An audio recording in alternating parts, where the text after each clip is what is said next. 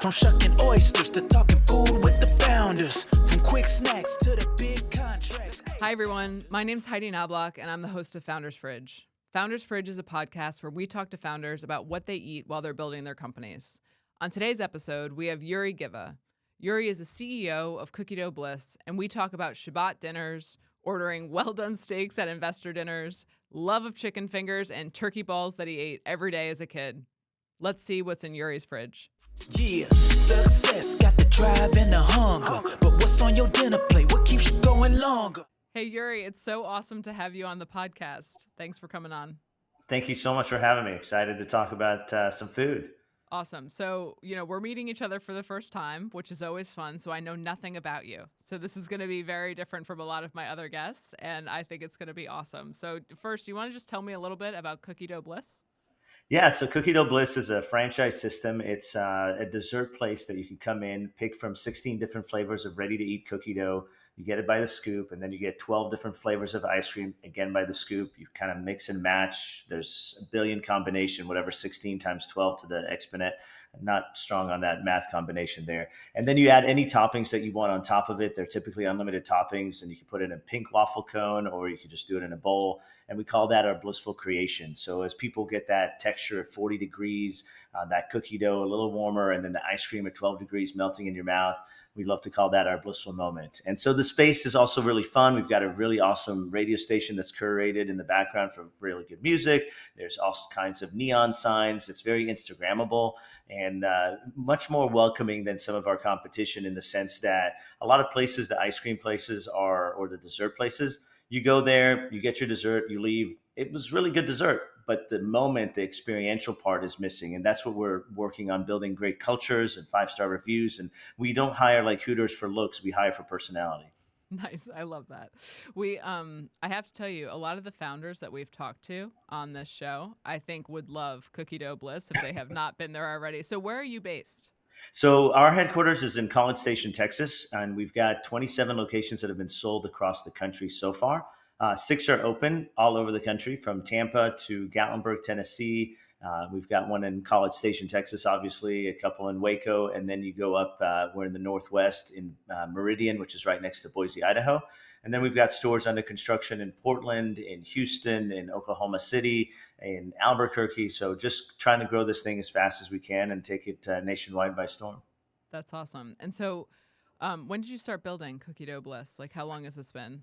Yeah, no, great question. So it got started by a husband and wife team that were looking to, solve world peace or world hunger, but found a dessert that you can't just, say no to instead, right? And so Andre and his wife started this brand back in 2017. And myself and Chris Clark and Haley Clark, we bought the business about 2.5 years ago from the founders. They started franchising, and it got a little bit bigger than what they were planning on doing. They really enjoyed making the cookie dough, not necessarily dealing with the whole franchising side. And our background had been to be a franchisee of another chain. We were a large franchisee in 4 states, 30 locations, and we realized that there's a lot to be improved on the franchisee-franchisor relationship. And so this gave us an opportunity to jump into a brand that was an emerging brand and really take it to the next level on how we treat the franchisees. We don't have our hand in the cookie jar at every step of the way, no pun intended, and just trying to make sure that they're winning and we're winning together and building a really fun dessert brand in Cookie Dough Bliss. So a lot of the founders that we talk to on this podcast are, they're high growth startups or like brand new, oftentimes like raising like a pre-seed round. And so you're the first person we've talked to about franchise, and definitely about, I don't know if you consider what you're doing acquisition entrepreneurship, but if you just want to talk a little bit about just that path, why you chose that path over others. And, maybe I think you've had a couple other businesses too. So maybe if you want to talk about those too. Yeah, so this is kind of, I fell into entrepreneurship, I think. It's in my genes. My grandmother and grandfather were entrepreneurs. My mom was an entrepreneur. I didn't know what entrepreneur even means. I still don't know how to spell it, but I just started my first business out of college. It was a digital ad agency. We worked with a lot of crazy people like World Poker Tour and Houston Texans people and just Larry Fitzgerald, lots of big brands and the Cowboys and whatnot. And so we evolved from that into owning a minor league baseball team, because who doesn't want to own a sports team, right? We were doing websites and digital work for the sports entertainment industry. And just because you own an iPhone doesn't necessarily make you qualified to build them. Just because you do websites and digital marketing for sports team doesn't necessarily make you qualified to own a team. Well, we learned the hard way, and we're going into our 20th anniversary season for the Brazos Valley Bombers. It's a team here in Bryan College Station. It's really a passion project, and the whole family grows up there, and lots of food at the ballpark, right? Lots of kid food, I would say, and fun food for the soul. And then when we jumped into franchising, we built that through acquisitions, like you said. So we bought one location, then we bought another location. The pandemic was around, and so we felt there was a lot of opportunities to acquire locations. And the path there was, hey, let's buy locations, build a big group of stores, and then flip it to private equity. That was the play. That was the thought process. We just didn't figure out all the dots as to how the exit happens and what does the franchisor think of it. Not to mention that as a serial entrepreneur, we have a hard time coloring within the lines. And so that's where we realized, when the opportunity to acquire a franchise system where we can be the franchisor, we can create the lines, we can help people become entrepreneurs, we can really pour into that passion of entrepreneurship, not just for us, but also for new folks. It was just too good to pass. Plus the cookie dough was just to die for. So at that point, it's like, okay, well, it's cookie dough, it's franchising, it's entrepreneurship, it's fun. Let's go do it. So this podcast is definitely about food, but I have to tell you, so my background is around just creative capital and figuring out how to get capital to businesses so that they can scale really quickly. So if you could just take 30 seconds essentially to talk to people about, what that type of acquisition entrepreneurship looks like. I don't know if you use 7As or whatever the mechanism is that you used for funding those types of acquisitions. But if you just want to talk quickly about basically the capital stack for doing what you're doing. Well, two different paths, right? So when we were a franchisee, we went through the banking route, and we would put 20%, 30%, 40% down to acquire the business. And then the businesses were cash flow positive. It's about finding the right bank that matches what your goals are. There are banks that are all about real estate. There are banks that are all about cash flow businesses. There are banks that are all about cars. Whatever the bank is, we found a good partner in that sense to grow that path. The path that we're doing here with Cookie Dough Bliss is a little different. It is about raising capital. And in fact, we're in our third round of raising capital. With the thought process is a little different than what I've ever seen before. We met this guy and his company, Bison Equities, and they've been so gracious to help us through this process, where we finished our A round, our B round, our C round, and they're all pre-built share values. So our whole raise is about what is the value of each share, with the thought process of going public through a reverse merger. So there's lots of companies that are publicly traded doing nothing with their stock ticker, and you take them over through a reverse merger. Now Cookie Dough Bliss is publicly traded, and all of our investors from all the different rounds become liquid much quicker. Our eventual exit is a private equity opportunity when we get to 300-400 locations. But in the meantime, you still need capital to grow. And the way we're doing it is through small micro raises, in the sense that a minimum investment is $10,000. Our average investment is about $30,000. And it's all through angels or people we know or people who are excited. They have to be accredited. So you've got to make sure that they are an accredited investor, that you're not taking someone's last dime, right, or their next mortgage payment. But you're focused on people who like to invest, who like to take risk. And we've gone from 15 cents to 30 cents. Now we're at 60 cents. And this round is about to close, and we'll go to 90 cents with the thought process that we could go public next year once we have 35 stores open or so. Awesome. All right, so back to food, not necessarily cookie dough here, not Yeah. necessarily cookie dough. So when you were growing up, what did you eat with your family? Like, what did meals look like just with the family? Well, so I grew up in Israel, and then we moved to the States when I was in high school. And one of the things I always joke about is there's this Book of Uri. The Book of Uri is the food that I eat. And I think until I was in second grade, I ate the same thing every single day. Like, there was no, if there was any other food on the table, I wouldn't eat. And I think my parents, because, you've got the grandparents looking over, hey, your kid's not eating. They knew that if the grandparents are coming over, they better make that meal. Because if it wasn't, I wouldn't eat. And I think to this day, my relationship with food it's a necessity, right? Not something that I have to, when we go to foodie restaurants or fancy places, people are like, are you going to find something to eat? I'm like, yeah, I'm fine. I'll find something. I'm fine. It's about you. It's not about me. If it was about me, we're going fast food. We're going to the next thing we got to do on the list. But I do value and understand the importance of really good food. And so eating up growing, it was a little turkey bites. Okay, so it's like little, um, basically think of a meatball, but instead of like soaked and like soggy, it's really a little bit more fried, like almost like a hamburger. So you take turkey, you add some bread into it, like ground turkey, add some bread, some seasoning. You make it into a little ball. You put some breadcrumbs on it and lightly fry it. And I think I shared the recipe with you. So if that's something that you guys want to share with the world, they're amazing. I've eaten them, every day apparently till I was in second grade. And so we're sitting there at second grade, and I have these little turkey bites, and I have carrots that are like a carrot salad that has some sugar and orange juice into it, and French fries or some sort of potato. And that's what I every day, right? And I'm sitting around the table, and everybody else had a different plate. And I guess I was like, "Hey, why does everybody have?" And that's when I added a second meal, and that was basically chicken tenders. So my menu expanded, and so food with the Book of Uri has been interesting. It makes for great dinner conversations. I was at the Staples Center at this massive event. The Laker girls are dancing. It's like this fancy place.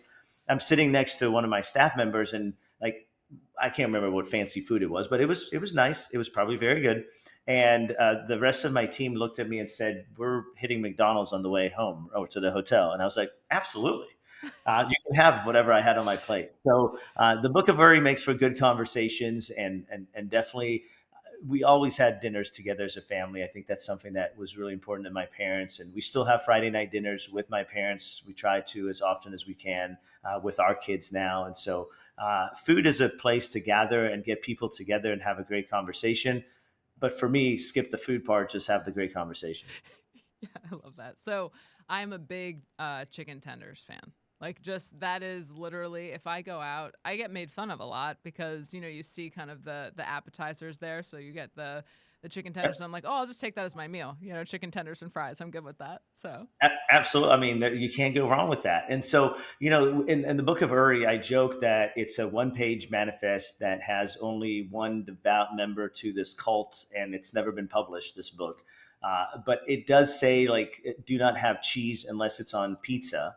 I have no idea okay. where that rule came from, but I stick to it pretty hardcore. Yeah. Or, definitely very limited on the purple foods, right? Who likes purple foods? Baba ganoush or, anything that has purple in it, Yep. just stay away. Grape juice is different because there's just so much sugar that compensate for the color, right? I'm trying to Um, think of other purple foods. Like, I love those purple carrots. Those like when those kind of rainbow carrots. Like, I'm a big fan of those. Those are delicious. yeah, I no. think I think purple can like really light up a plate. So I used to own a restaurant, and my wife made all the cocktails. So there's this butterfly pea powder that you can use to make your drinks purple. And so Okay. everyone gets like kind of amazed by this because as you're making the drink, you can basically like have this magic trick and make it change colors. And so I think purple is flashy. I'm good with the You know, purple foods. I'm more about the magenta colored food because of our logo for Cookie Dough Bliss, and I have a magenta suit that goes with it. But yeah, no on the purple, no on food from water. Food from water is just a no. So no And fish. definitely no fish, no seafood. I did expand and somehow, and again, made fun of this portion of my menu. Somehow I added sushi. But it's not real sushi, according to all my friends. It's avocado and cucumber rolled up, and so I get the veggie roll, and obviously made fun of severely for that. But I do enjoy an avocado. Only got added. I joke about it when my daughter was like 6 months old, our firstborn. She's now in college. She was having a lot of avocado. Right, it's one of your superfoods. It's a starter food, and I was like, "Hey, is it okay if I try some of that?" And my wife's like, "What's wrong with you?" I was like, "No, I'd like to try some." And so I added avocado to my plate, and that's I think the last new food that's been added 18 years ago. Interestingly enough, my wife is an amazing cook, and my kids are fine. They passed that generation. They eat normal. When I go to a steakhouse, I love a well done steak, right? Like it's got to be well. There's no Oh, you're red. breaking my heart. You're There's breaking no my red. heart. Well There's done, like steak. No. no purple foods and no red in the meat. And all the whole family orders. My son, who's 10, my girls, medium rare or rare. My wife, medium rare, and then they come to me. I'm like, well done, please. And they're like, okay. At least the kids turn out normal. Yeah, there you go. There you go. I like that. So I typically ask people, if they ever had a job, like what their, meal looked like when they were eating, right? Like was it lunch breaks or whatever? But I actually have a different question for you. So investor dinners, are a thing that you have to do as you're raising money. Right. And so, on these investor dinners, are you going out and ordering chicken fingers with like, a cucumber sushi and a well done steak? Absolutely. Sometimes it's a really fancy restaurant, right? And I Hmm. almost feel like I have to apologize to the chef for ordering a plain hamburger or a plain baked potato, or and some of the investors, right? You get relationships and you start to have conversations, and they're like, "Oh, we know what you're going to order." Like they actually like whatever restaurant that he's going to get the plain Jane burger, nothing on it, and some fries, and a sweet tea or iced tea or whatever. So I think that I've learned to use it as a positive versus a negative. Some people would say, "Oh, your palate's silly. You're like a 5-year old," and I brag about it in the conversation because cookie dough is a kid food, right? The baseball team is all kid food. So I stayed Peter Pan, true to my roots of eating like a 5-year old. And then the conversation kind of has fun, and people question, "Well, will you eat that or will you eat that?" And I'm like, "No, that has too much flavor. That has too much coloring. That has like whatever." And it's kind of it's a soft conversation towards the hard ask. Hey, will you invest in cookie dough? And they get your personality a little bit with that, because I don't take it too serious. Like it's not like, "Oh, I don't like any food." Like it's just who I am. Like that Yeah. fast food is great. Like when my staff, one of my favorite places is In-N-Out Burgers. And my staff, when we go to a city that has a Cookie Dough Bliss and also has an In-N-Out, they know where we're having lunch, right? It's that. So it's a fun thing to use as part of who you are, and not be like trying to fight it and change it, because it hasn't changed in 40 plus, almost 50 years now, right? I love that so much. That's just a true entrepreneur. You know what I mean? Because that is the ability to tell a story. And the ability to sell yourself is, to kind of say, this is who I am, right? And this Right. is all the reasons that is good. So that is a true entrepreneur. I love it. So you said you have, I'm just going to ask you about family rituals now. So you said that you still have dinner with your parents. Do your parents live close by? Like what do kind of those Sunday meals look like with the parents? Yeah, no, great question. So, in being from Israel, I'm Jewish and strong in our faith, and so Friday night dinner is the Shabbat dinner that you have. And so we light candles as part of welcoming the Shabbat, and distinguishing between Friday and a more holy day, and the Sabbath. And then everybody comes home. Even my daughter has made several from college, so we all live in College Station. My parents taught at Texas A&M for many years, and that's how we ended up in College Station.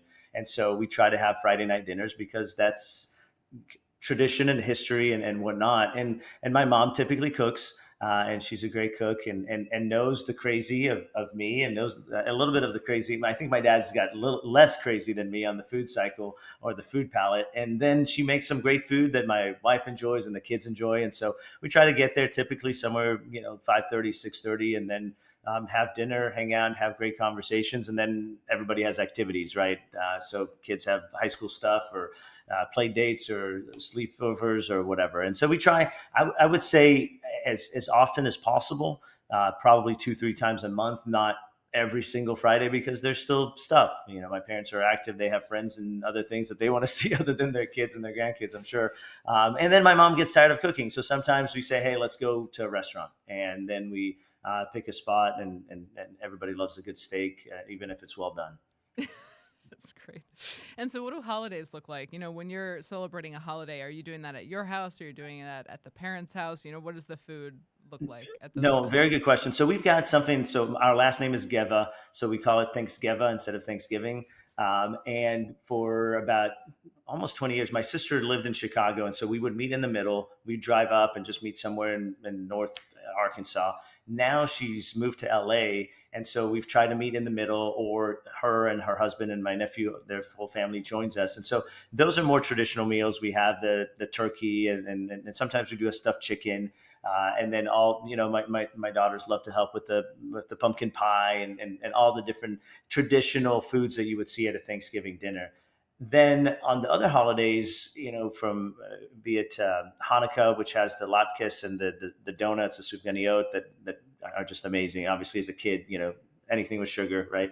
Love the donuts. And so you have that piece. And then the other three major holidays would be Rosh Hashanah, Yom Kippur, and then you have Passover. And Passover is my wife's favorite holiday. And so all the traditional foods with the gefilte fish and the matzo ball soup and all those things. And there's different, I think for Passover, which is most significant about the meal, right? Rosh Hashanah and others are the meals of a sideshow. Passover, the meal is the show, right? You tell the story of the Israelites exiting Egypt back in whatever.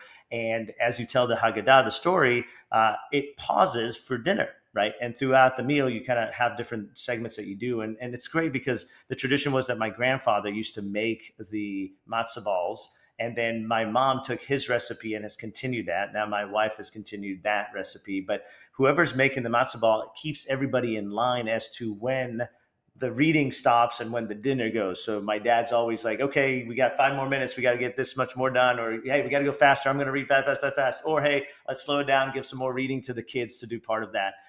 And then what's really neat about our little family is the gefilte fish is meant to be a traditional food, has to do with fish and historical Judaism back in Eastern Europe. But in College Station, Texas, there is no ground fish to make this right recipe.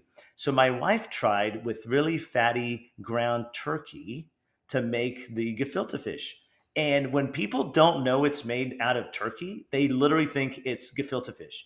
And, new guests that come over or friends or whatever that are joining, whatever holiday, it's always there's gefilte fish. And my kids love it. One of my daughters would literally eat gefilte fish for breakfast, lunch, and dinner every day when that is available.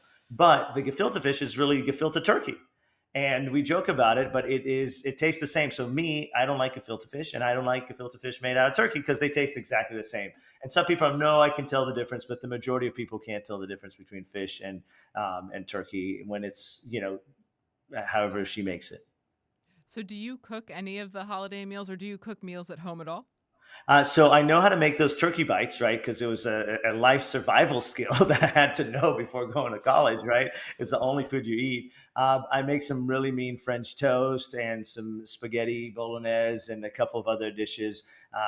Of course, the schnitzels or the chicken tenders and anything that you could bake. And my kids say that I make the best eggs, whatever version of eggs, sunny side up, scrambled. I don't know how you could screw it up, but somehow I put more love. There's a lot of TLC into the eggs. So I try to help on some of those meals that we have that kind of are filler meals throughout the week. But if it's a nice dinner that we have guests, I'm setting the table, cleaning the dishes, trying to be a supportive husband on that front, and a little less in the kitchen so people have less of a bland food. I do bring the dessert. That's easy. But not so much on the old stove. I love that. So when you are cooking those things, are you following recipes, or, are you you're winging it? From the heart. From the heart. So, all from the heart. Look, when you make turkey bites for 20 something years, you can do it blind, right? Like it's the same recipe over and over. I mean, sure, we've added like a new rub that I added recently from an Atlanta barbecue place that I found. Fox Brothers Barbecue has an amazing rub. And I was like, I wonder if this will make it better. I had one of those moments like, oh, avocado looks interesting, right? Or, hey, I'll try some sushi.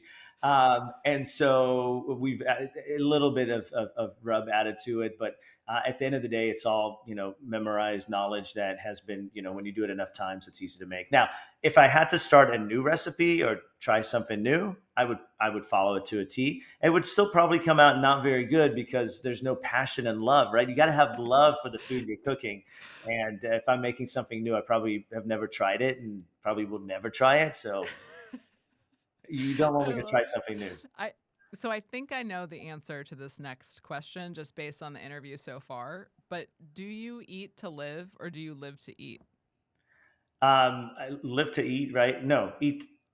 Food is a bystander of having to Yeah, that's right. whatever the right version. You asked, and I was like, I'm still trying to figure out which way is the right answer. You definitely eat to live. There's no doubt in my mind from this interview that you eat to live. No doubt. If there's you talk about lunches and food, and you're an entrepreneur, and there's stuff going on. I mean, my favorite when I'm in Israel was always falafel. Like get a falafel sandwich and just stuff it with some salad and hummus and tahini and maybe some French fries. And I could have that for lunch every day. Like it's real fast. It's in and out. There's not that many falafel spots in College Station, Texas. I wonder why. And so, that's not really a go-to, but definitely more on the fast food in the middle of the day, and just trying to get to finish the next task and continue to build. So definitely eat to live, because without food, I do get grumpy. Like, you think, oh, this guy doesn't care about food. Right. I do get angry, hungry, Hangry. right? Oh yeah, you get hangry. I, Yeah. de- I definitely get that. And I definitely, if you're in the dumps and you're having a bad moment, I definitely will gravitate towards, sugars to help lift us up. It's a great mental health need that we all have. And so, but yeah, food is one of my favorite stories. I went with my business partner to this really nice, you talk about investor dinner. It was at Burns Steakhouse in Tampa, one of the great steakhouse. And it is experience, right? It is 4-hour meal. It's a 4-hour meal for a guy who eats to live, right? That's like, what are we doing? And eventually they have a separate dessert room, which is an amazing experience. Like, it's really, they sit down, they have the largest private wine collection. They walk you through the kitchen, all this fancy stuff. And we get to the dessert, and I break down. I'm like, can I just have the cake? Can we just stop with the show? Like, can I just chocolate cake? Give me some ice cream. I'm done. Like, this is too much. My business partner's like, I'm never taking you there again. So, I love that. there's a limit to the experiential that I could take, even when they make a good, well done steak there. There you go. So, and you started talking about this a little bit. So when something's going really well with the company, what are you eating? And then when something's going like really poorly, are you just heading to a Cookie Dough Bliss and just like grabbing, one of those gallons and just eating Yep. it Hey, here we go. straight? I'm taking this bucket home. Sorry, guys, you're out of chocolate chip for today. No, so to celebrate, I've always been a fan of a steak dinner with the family out. I think that's always great. Though I had a really big deal done, and I was like, "Hey guys, we're going to go out and celebrate." And the kids like, "Oh, cool, steakhouse or nice Italian restaurant." I was like, "Nope, we're going to this place called the Dixie Chicken." And they're like, "Huh?" It's a hole in the wall. It's typically a bar at night, but they have some very greasy burgers and some very greasy fries. And so we went there, and there's a rattlesnake inside the bar, and it's kind of, it's a bar in a college town. And my kids just didn't understand, why do we go here, Dad? I'm like, to celebrate. I got a really good deal. Like, I wanted to reflect. It was a good place I hung out in college. They're like, okay, Dad. And so I think when times are bad, sugar, comfort foods, right? Like, go back to the turkey bites, or go back to the spaghetti bolognese that my mom used to make, or go back to, those chicken tenders or their schnitzels. And of course, one of my favorite things is halva, which is sugar, but halva is basically ground chickpeas and sesame, right? It's a Middle Eastern dessert that is amazing, that goes on bread and you just spread it. And so that's kind of, go back to comfort foods, like go back to the basics to reset the soul, be like, okay, let's go. I mean, it really sucks, whatever it is, but a little bit of good home cooking fixes everything. And then to celebrate on the other side, I would tell you that going back to that meal I had till I was 7, sometimes it's also fun to celebrate that way, right? Because it's about the people around that you're celebrating, not necessarily the food, at least for me. So what's in your fridge right now? So my son had a birthday party, so we have some cake left. It's an amazing cake. It's these basically crackers, like sweet Petty Bar, the ones that the biscuit that you dip in tea, right? Like tea biscuits that are dipped in like a mixture of a little bit of wine, a little bit of coffee to soften them up. And then it has Cool Whipped cream in layers, and then a little chocolate glazed on top. So that is there. I know. Well, it might not be by now because the kids might have devoured it this morning before they went to school. So there's that. There is some spaghetti bolognese. We actually had some spaghetti this weekend, so there's some spaghetti leftovers. And there's meat ready to make turkey bites. There's meat ready to make some chicken tenders, I know, and definitely lots of eggs, milk, and some healthy food for the kids also that I don't look in that section of the fridge. That's great. I famously am really bad at finding anything in the fridge that's not right in front of me. So, for Yeah. instance, Oh, it's like in the back. We need to buy yeah, more of or that. in a drawer, like, Oh, my wife will say, "Oh, but there's cucumbers in the drawer." I'm like, "Oh, I I I don't know. couldn't find those." Yeah, I Yeah. definitely couldn't Are find you those. sure they're in the top of the drawer? They're in the back of the drawer? Yeah. Searching for things. If it's not right there in front of you, it's like, Yeah, okay, we just don't have any. Right. it's bad. Luckily, right now, with the cake being a big cake for a birthday party, it's taking up most of the fridge. So now you really can't find anything that's in there because everything gets pushed to the back and smushed all together. Right. That's amazing. Yeah, we made well, my wife made. So, anybody who's listened to this podcast knows that, I used to run a restaurant, got burnt out from cooking. So I just literally don't cook anymore. And I just don't Nice. have to because my wife's an amazing, so my wife's an amazing chef.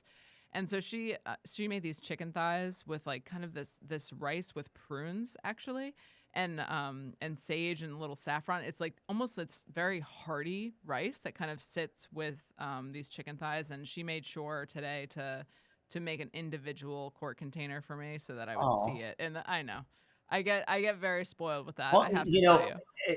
The act of service, the love there, Yeah. amazing. The food sounds okay. Sorry. I mean, I'm That's sure our right. listeners all love it and they're like, oh my God, that sounds amazing. But Yeah, for that's this guy, sounds a little bit on a lot of flavors, yeah. Different textures in your mouth. Yeah. No chicken tenders. Yeah, Doesn't yeah. fit for the Book of Uri. Fits for a Yeah, lot yeah, of yeah. books for most normal people, but I not for this one guy. I love that. So what are you doing for dinner tonight? What does dinner tonight look like for you? So, during the week is tough. I've got two kids who are doing a lot of different activities: baseball, soccer, softball. And in fact, there's, an activity on campus that my wife is going to. So I think tonight is going to be like whatever everybody can scrounge for themselves and just support their life so that, eat to live. I think that, as we look ahead towards this week, with activities on Tuesday, Wednesday, Thursdays, we kind of sneak in. My wife made some amazing bolognese this weekend, so you have some leftovers, and then you make some chicken tenders, so you have some of that. And so I think it's just grab whatever we can heat in the microwave real fast because it's one of those weeks. And then on the weekend, have more of a sit down dinner all together. So where's the next Cookie Dough Bliss going? What's the next location? So next location right now looks like Portland, Oregon will open right in downtown. We're really excited about that spot. I think there's going to be a competition between three of them that are under construction right now. There's one in Houston on Westheimer, one of the busy streets in Houston. Really excited about them. And then one in Oklahoma City, and then the one in Portland. We are negotiating for some new leases across several places. So you could see a spot pop up in Columbus, Ohio, and a couple that are also under construction in Albuquerque, New Mexico. And if anybody wants to jump in and be a franchisee, well, it's a fun business and really good music and really good food. That's awesome. We'll make sure that there's a contact for you in all of the show notes. So, Uri, thanks so much for being on the podcast. It was great to have you. Thank you so much for having me. Yeah, success got the drive and the hunger. But what's on your dinner plate? What keeps you going longer? From shucking oysters to talking food with the founders. From quick snacks to the big contracts. Hey, the founders fridge.